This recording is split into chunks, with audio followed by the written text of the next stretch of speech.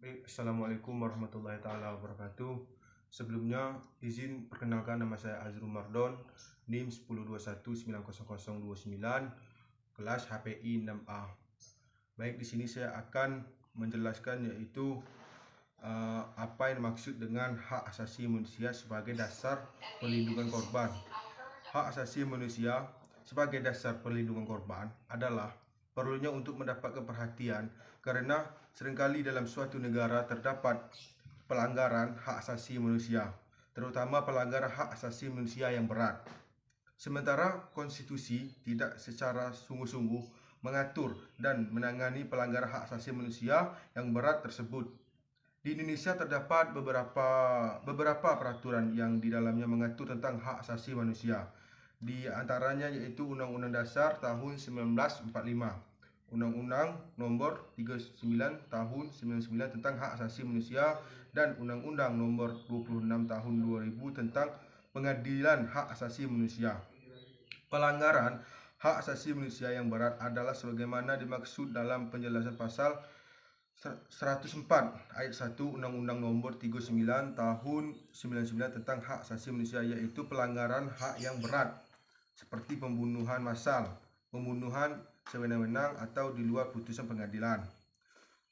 Perlindungan saksi dan korban menurut pasal 34 Undang-Undang Nomor 26 tahun 2000 tentang Pengadilan Hak Asasi Manusia adalah: 1. Setiap korban dan saksi dalam pelanggaran hak asasi manusia yang berat berhak atas perlindungan fisik dan mental dari ancaman, gangguan, teror, dan kekerasan dari pihak manapun.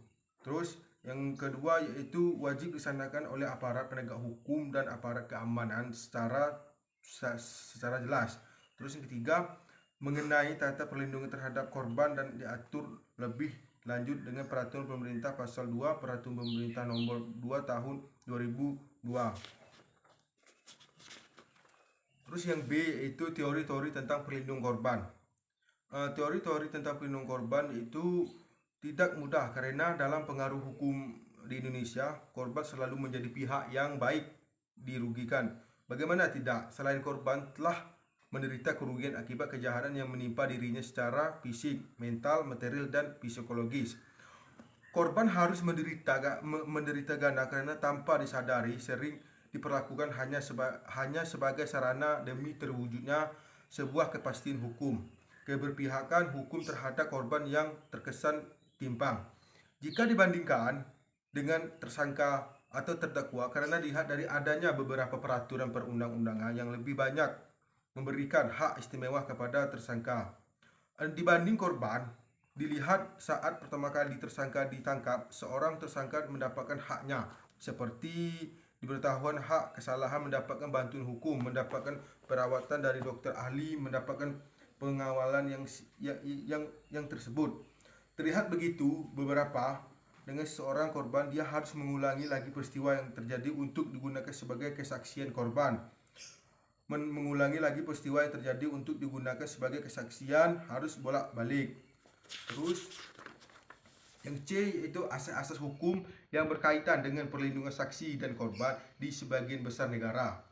Perlindungan saksi terhadap korban diberikan berdasarkan beberapa asas seperti yang tercantum dalam pasal 3 Undang-Undang Nomor 13 Tahun 2006, yaitu penghargaan atas harkat dan martabat, rasa aman, keadilan, tidak diskriminatif, dan kepastian hukum.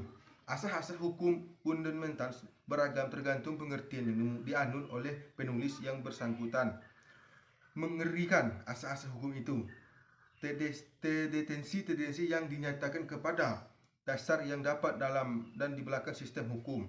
Masing-masing dirumuskan dalam aturan perundang-undangan dan putusan hakim yang dikerenakan dengan ketentuan dan keputusan-keputusan individual, dapat dipandang sebagai penjabaran dan hukum yang memberikan arahan kepada pembentukan hukum.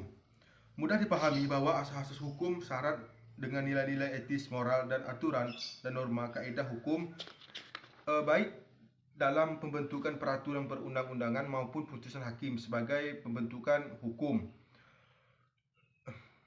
Terus bentuk-bentuk perlindungan yang diberikan LP 5K kepada saksi dan korban dapat dikategorikan sebagai berikut.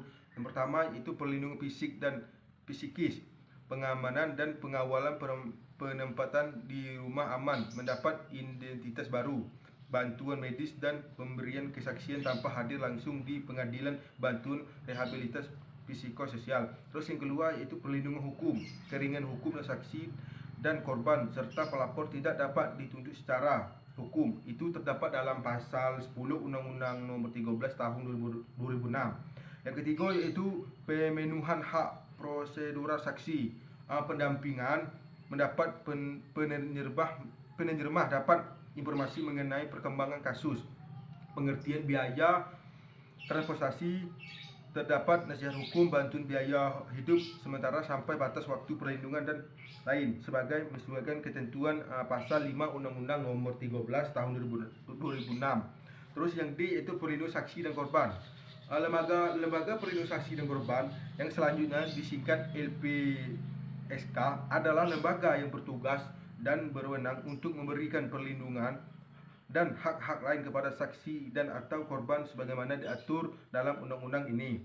Perlindungan dan hak saksi korban, pasal 5 yang berbunyi itu seorang saksi dan korban berhak memperoleh perlindungan atas keamanan pribadi, keluarga dan harta bendanya, serta bebas dari ancaman yang berkenaan dengan kesaksian yang akan sedang atau telah diberlakunya. Terus yang B yaitu ikut serta dalam proses pemilihan dan menentukan bentuk perlindungan dan dukungan keamanan. Terus yang C memberikan keterangan tanpa tekanan. Yang D mendapat penerjemah. Terus yang E bebas dari pertanyaan yang menyerat. Terus yang F mendapatkan informasi mengenai perkembangan kasus. Yang G mendapatkan informasi mengenai putusan pengadilan. Terus yang H mengetahui dalam hal terpidana dibebaskan. Yang I dapat mendapatkan identitas baru. Yang J mendapatkan tempat kediaman baru. Yang K memperoleh penggantian biaya transportasi sesuai dengan kebutuhan. Yang I mendapatkan nasihat hukum dan atau memperoleh bantuan. Terus yang M biaya hidup sementara sampai batas waktu perlindungan akhir. Hak asasi manusia dimaksud pada ayat 1 diberikan kepada saksi dan korban bertindak pidana dalam kasus-kasus tertentu sesuai dengan keputusan LPSK. Pasal 6, korban dapat pelanggaran hak asasi manusia yang berat selain berhak atas hak sebagaimana dimaksud dalam pasal 5 juga berhak untuk mendapatkan yang pertama itu bantuan medis, yang kedua itu bantuan rehabilitas psikologi sosial. Pasal 7, korban melalui LPSK berhak mengajukan ke pengadilan berupa pertama yaitu hak atas kompetensi dalam khusnak atau pelanggaran hak asasi manusia yang berat. Terus yang B, hak atas restitusi atau ganti kerugian, yang hak atau restitusi atau menjadi tanggung jawab pelaku tindak pidana. Terus yang kedua mengenai keputusan kompetensi dan restitusi diberikan oleh pengadilan. Ketentuan lebih lanjut mengenai pemberian kompensasi dan restitusi diatur dengan peraturan pemerintah.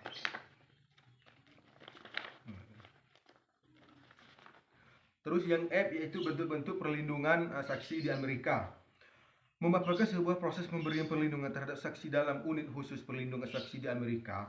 Sumber informasi yang utama dalam tulisan ini adalah buku petunjuk bagi para jaksa dari Departemen Kehakiman, yaitu mengenai Undang-Undang tentang Reformasi Keamanan Saksi tahun 1981, bagian ke-12 dari Undang-Undang tentang kontrol yang komprehensif atau atas kejahatan.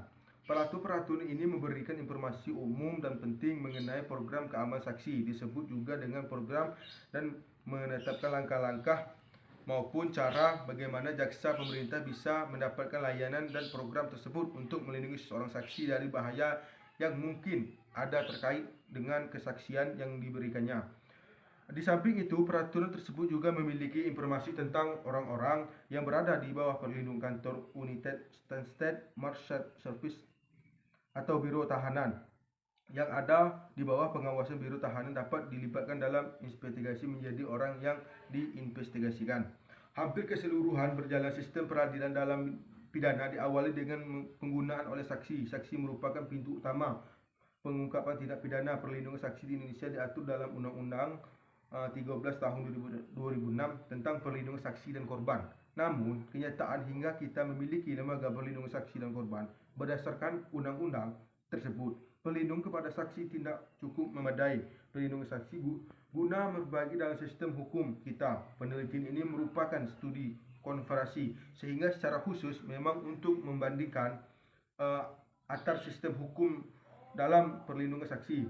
Negara yang dijadikan perbandingan adalah Jerman, Amerika Serikat, dan Inggris. Mengingat praktek perlindungan di negara tersebut di atas merupakan negara-negara yang rekomendasi oleh PBB, dan praktek terbaik perlindungan bagi saksi perbandingan ketiga negara tersebut dilakukan baik dari sisi normatif, pengaturannya, kelembagaan, mekanisme, serta hak-hak prosedural yang diberikan kepada saksi.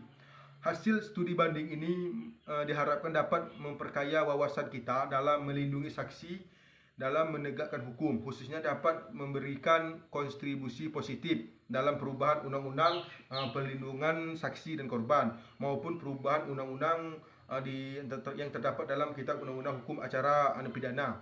Kedelapan, yang responsif terhadap perlindungan saksi, mengingat pengaturan perlindungan saksi dan korban dalam Undang-Undang 13 tahun 2006 tidak diikuti secara bersamaan mengenai peraturan hukum acara pidana dalam KUHAP, sehingga terlihat perlindungan kepada saksi belum terintegrasi dengan hukum acara perlindungan saksi dan korban di beberapa negara sesuai dengan sistem kebutuhan masing-masing negara. Terhadap saksi dan korban dimaksud dilaksanakan oleh aparat penegak hukum dan aparat keamanan. Berdasarkan uraian dari beberapa pasal tersebut, sepertinya sudah menjadi karakter dari peraturan perundang-undangan yang dikeluarkan pemerintah dan DPR untuk membuat pasal-pasal yang tidak implementatif dalam peraturan mengenai perlindungan terhadap korban dan saksi.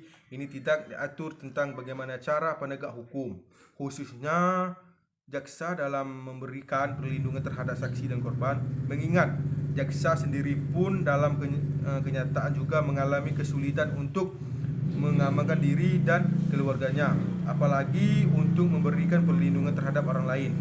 Indonesia walaupun memiliki undang-undang perlindungan saksi dan korban yang diundangkan pada 11 Agustus 2006, namun secara formal undang-undang ini masih dinilai tidak maksimal dalam KUHAP dan korban karena masih mendapatkan kekurangan di sana sini. Hal tersebut disebabkan oleh sempat terberhentinya proses pembahasan undang-undang perlindungan saksi dan korban ini dengan mewakili rakyat, dan selanjutnya disingkat juga yaitu dengan DPR. Salah satu amanat dari undang-undang perlindungan saksi dan korban di beberapa negara sesuai dengan sistem kebutuhan masing-masing negara. Sedangkan dalam pasal 2 menyebutkan LPSK bertanggung jawab untuk menangani pemberian perlindungan dan bantuan pada saksi dan korban berdasarkan tugas dan kewenangan sebagaimana diatur dalam Undang-Undang Perlindungan Saksi dan Korban. Namun jika ditelusuri kembali, kenyataan tugas dan kewenangan LPSK dalam undang-undang ini tidak diatur secara spesifik dalam ketentuan atau bab tersendiri. Apa yang dimaksud dengan tugas dan kewenangan LPSK terbatas dan tersebar di beberapa pasal. Sejarah perlindungan saksi dan korban di Indonesia sebelum disahkannya Undang-Undang Perlindungan Saksi dan Korban menunjukkan bahwa instansi yang berwenang untuk melindungi saksi dan korban sangatlah beragam.